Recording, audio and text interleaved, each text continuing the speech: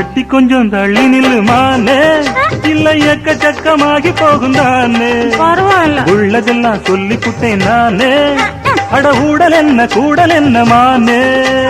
சொக்குபடி வச்சிருக்கேன் மாமா, என்ன சொக்க வச்சு எட்டி நிக்கலாமா?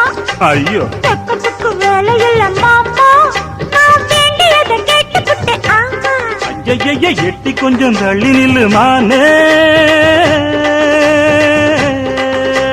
தனியாக நான் படுத்தா தொந்தரவு பண்ணுதையாவோ எனக்கு.